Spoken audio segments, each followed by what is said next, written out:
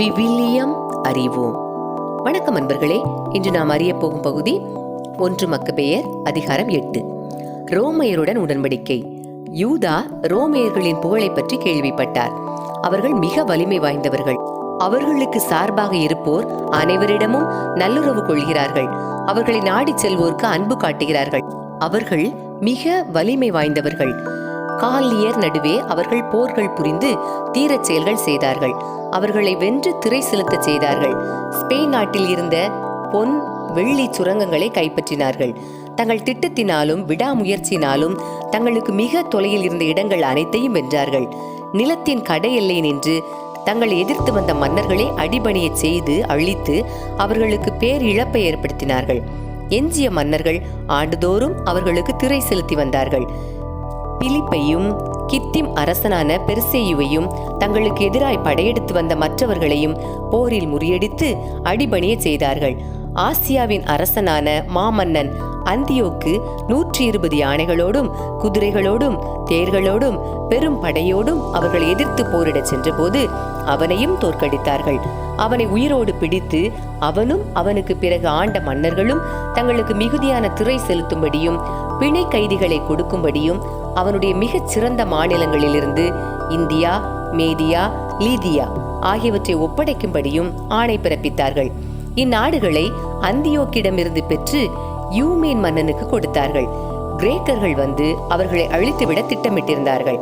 அவர்கள் இதை அறிந்து படைத்தலைவர் ஒருவரை கிரேக்கர்களுக்கு எதிராய் அனுப்பி அவர்களை எதிர்த்து போரிட்டார்கள். அவர்களுள் பலர் காயமுற்று மடியவே அவர்களின் மனைவி மக்களை சிறைப்படுத்தி பொருட்களை கொள்ளையடித்தார்கள். அவர்களது நாட்டின் மீது வெற்றி கொண்டு கோட்டைகளை தகர்த்தார்கள். அவர்களை அந்நாள் வரை அடிமைகளாக வைத்திருந்தார்கள். தங்களை எதிர்த்து வந்த மற்ற நாடுகள், தீவுகள் அனைத்தையும் அழித்து அவற்றை அடிமைப்படுத்தினார்கள். ஆனால் தங்களுடைய நண்பர்களோடும் தங்களை நம்பியிருந்தவர்களோடும் நல்லுறவு கொண்டிருந்தார்கள். அருகிலும் தொலையிலும் இருந்த மன்னர்களை தங்களுக்கு அடிபணிய செய்தார்கள். அவர்களின் பெயரை கேட்ட யாவரும் அவர்களுக்கு அஞ்சினார்கள்.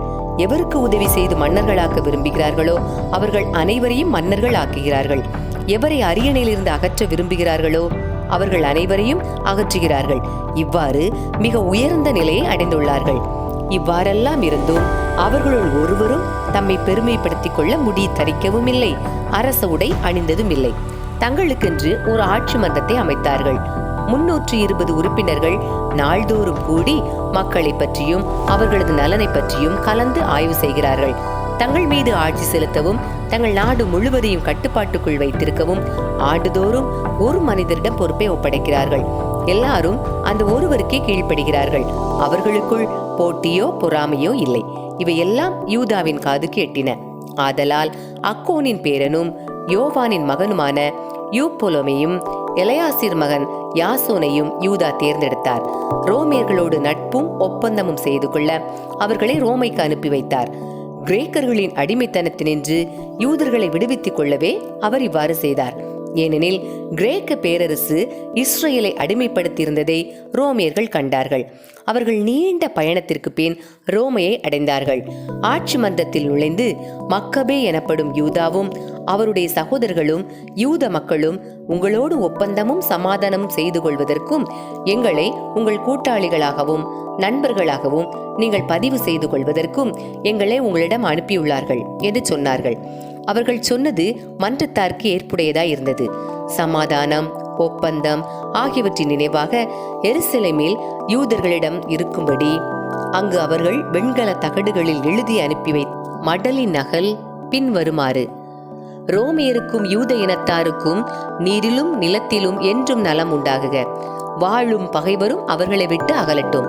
ரோமையர்களுக்கு எதிராக அல்லது அவர்களது ஆட்சிக்கு உட்பட்ட நட்பு நாடுகளுக்கு எதிராக முதலில் போர் மூண்டால் யூத இனத்தார் சூழ்நிலைக்கு ஏற்ப முழு மனத்துடன் அவர்களுக்கு உதவி செய்ய வேண்டும். ரோமையில் முடிவு செய்தபடி எதிர்த்து போர் புரிவோருக்கு தானியமோ படைக்கலன்களோ பணமோ கப்பல்களோ கொடுக்கக்கூடாது. எதையும் எதிர்பாராமலே அவர்கள் தங்கள் கடமையை செய்ய வேண்டும். இவ்வாறே முதலில் யூத இனத்தாருக்கு எதிராக போர் மூண்டால் ரோமியர்கள் சூழ்நிலைக்கு ஏற்ப முழு மனத்துடன் அவர்களுக்கு உதவி செய்ய வேண்டும். ரோமையில் முடிவு செய்தபடி அவர்களின் பகைவர்களுக்கு தானியமோ படைக்கலன்களோ பணமோ கப்பல்களோ கொடுக்கப்பட மாட்டாது. கள்ளமின்றி அவர்கள் இக்கடமையை செய்ய வேண்டும். இத்தகைய நிபந்தனைகளோடு ரோமியர்கள் யூத மக்களுடன் ஒப்பந்தம் செய்து கொண்டார்கள். இந்த நிபந்தனைகளில் எதையேனும் சேர்க்கவோ நீக்கவோ இரு தரப்பினரும் இனிமேல் முடிவு செய்தால் தங்கள் விருப்பப்படி அவ்வாறு செய்யலாம். இவ்வாறு சேர்க்கப்படுவதும் நீக்கப்படுவதும் சட்டப்படி செல்லும். மேலும் தெமேத்திரி மன்னர் யூத இனத்தாருக்கு இழைத்து வரும் கொடுமைகளை பற்றி நாங்கள் அவருக்கு எழுதியிருப்பது வருமாறு: எங்கள் நண்பர்களும் கூட்டாளிகளுமான யூதர்கள் மீது நீர் ஏன் கடினமான நுகத்தை சுமத்தியிருக்கிறீர்? அவர்கள் எங்களிடம் உமக்கு எதிராய் மீண்டும் முறையிடுவார்களாயின் அவர்களுக்கு நீதி வழங்க நாங்கள் நீரிலும் நிலத்திலும் உம்மை எதிர்த்து போரிடுவோம். அன்பர்களே, இறைவார்த்தையோடு பயணித்தோம். இறைவனோடு நம் பயணத்தை தொடர்வோம்.